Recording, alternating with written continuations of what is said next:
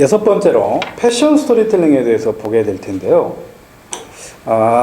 마찬가지입니다. 음식처럼 패션도 어땠습니까? 우리가 과거에는 그냥 몸만 가리면 되고 대충 그냥 옷만 입으면 됐지 무슨 그 이상이 있겠느냐 하는데, 요즘에는 어떻습니까? 사람들이 이제 그 남하고 다른 나의 개성을 표현하기 위해서 패션들을 이제 이제 활용하고 있는데요. 그래서 예전에는 패션하면 품질이나 가격, 디자인을 따졌다면 요즘에는 이제 스토리텔링이 굉장히 중요시되고 있다는 겁니다. 패션 스토리텔링도 정의는 간단합니다.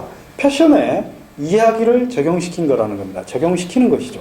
그러니까 패션에는 여러 가지가 있죠. 의류가 있고, 뭐 가방이나 신발, 장신구, 화장품, 헤어스타일 여러 가지 분야가 있는데, 여기에 스토리텔링을 결합해가지고 이것들을 좀 더 특별하게 만드는 역할. 예전에는 어땠습니까? 패션의 광고들을 대부분 보면 유명 배우들을 가져다가 나도 했으니까 당신도 해봐요, 이렇게 광고를 했다면, 요즘에는 그게 아니죠. 그 어떤 그 유명 배우보다는 어떤 이야기 속에다가, 그래서 예를 들면 명품 광고들이 그런 걸 많이 하는데, 이 옷이 어떻게 나오게 됐고 누가 이걸 착용했고 이런 것을 통해서 그 옷을 선전함으로써 자연스럽게 내가 그 옷을 입음으로써 나도 마치 그 사람처럼 되는, 이 옷이 아주 고급스럽게 느껴지게 하는 그런 전략을 쓰고 있다는 겁니다. 그래서 일단 패션 안에 스토리텔링이 적용되면 일단 당연하겠죠. 남들에게 관심을 받을 수 있다는 것. 그러면서 이 소위 브랜드 가치를 높여줄 수 있다는 것. 그래서 명품들처럼 중요한 아니면 잘된 이야기 한 편만 갖고 있으면, 패션에 얽힌 이야기만 갖고 있으면 그 어떤 것보다도 부가가치를 높일 수 있는 최고의 무기가 될 수 있다라고 하는. 그래서 디자이너들한테, 패션과 관련된 사람들에게도 스토리텔링이 그래서 배울 필요가 있다는 것이죠.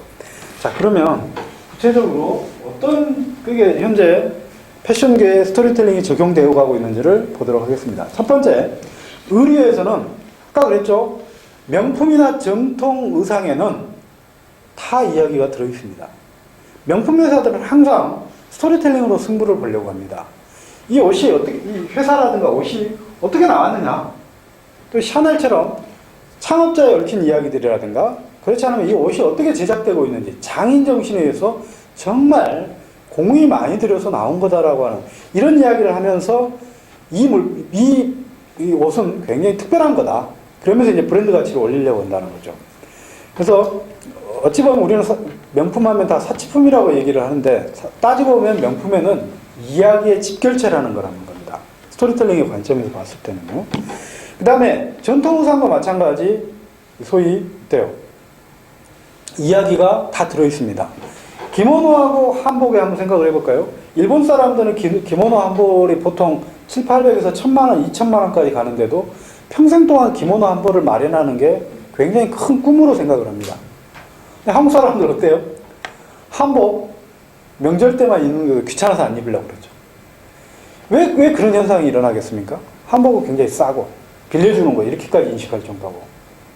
그건 뭐냐면, 일본의 기모노는 그걸 입음으로써 굉장히 자부심이 들게 한다면, 그러니까 그 안에 그만큼의 일본의 어떤 문화라든가 전통이 그 안에 들게 계속해서 그것들이 강조되어 왔다면, 한복은 뭐냐면 너무 편리하냐 편리하지 않다느냐 이것만 따지고 하지, 한복이 갖고 있는 어떤 정신 또는 그 어떤 미적인 거, 아니면 거기에 얽힌 수많은 사람들의 이야기들, 이것들이 결합되어 있지 않기 때문에 그렇다는 겁니다. 그래서 앞으로는 한복도 스토리텔링하고 결합해서 고급화할 필요가 있다. 세계화할 필요가 있는 것이고요. 그 다음에 패션 디자이너들도 어때요? 스토리텔링을 적용해 가는 추세죠. 잘 보시겠지만 앙드레 긴 패션쇼는 어때요? 사랑이라고 하는 테마를 가지고 마치 공연을 하듯이 했죠. 그렇기 때문에 유명했던 것이죠. 요즘에 이상봉 디자이너 같은 경우도 어때요? 한글을 가지고 디자인을 하고 있는 것이죠. 그 다음에 신발도 그렇다라는 겁니다. 나이키 어때요? 나이키 이 신발 단단하고 오래 신어요. 이렇게 선전합니까? 아닙니다. 보면은 마이클 조던 같은 세계적인 유명한 스타들을 가지고 그 스타들이 어때요? 어떤 그 과정 속에서 그걸 극복하고 이제 이게 나왔는지를 그 이야기를 들려줌으로써 일종의 내가 만약에 그 신발을 신으면 나도 할 수 있어, 이런 어떤 마음을 들게 한다라는 겁니다. 그 다음에 장신구들도 요즘에는 이제 스토리텔링이 결합시켜가고 있는데요. JS나 여러분들 아마 얼마 전까지만 해도 로만손 시계를 생각하는데 로만손 시계가 갑자기 사라졌습니다. 그 튼실한 기업이 어디로 갔느냐? 바로 주얼리 회사로 바뀌었습니다. 왜? JS나라고 하는 이야기가 있는 스토리텔링 상품 하나를 개발함으로써 이쪽에서 훨씬 더 많은 돈을 벌어버리기 때문에 회사 자체가 옮겨가 버린 겁니다. 이 JS는 어땠어요? 이탈리아의 조반나 그 공주라고 하는 이야기를 가져다가 그 사람의 어떤 그 왕관 그리고 또 고양이를 디자인해가지고 했는데 엄청 성공을 했죠. 인기를 얻어서. 그래서 이런 어떤 장신구에도 스토리텔링이 결합되는, 그 다음에 가방도 마찬가지입니다. 그리고 화장품 회사에서 아마 가장 많이 스토리텔링 광고라든가 상품 개발을 할 겁니다. 바로 이 SK2 피테라 화장품이 그런 건데요.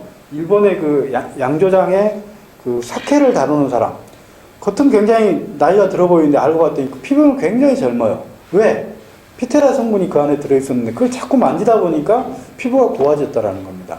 그래서 그걸 가지고 화장품을 만들었다. 사실 이런 게 우리나라에 얼마나 많습니까?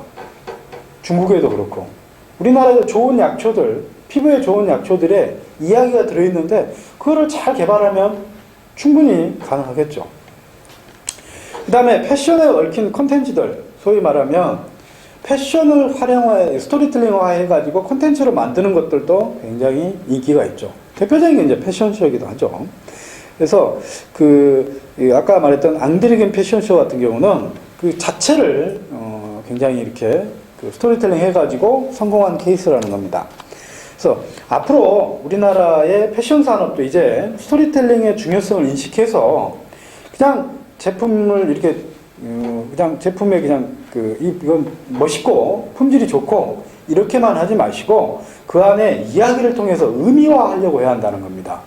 그래야지 지금 현재 패션계가 굉장히 패션 산업이 위기에 가고 있는데 그런 어떤 세계 명품 또는 그 일본이나 이런 중저가이면서도 상당히 이런 세계적인 브랜드들하고 경쟁을 해낼 수가 있다는 겁니다. 언제까지 우리가 그런 어떤 품질이라든가 디자인만 갖고 승부할 수 있겠느냐? 우리도 패션계도 이제 좀 지혜로워지자.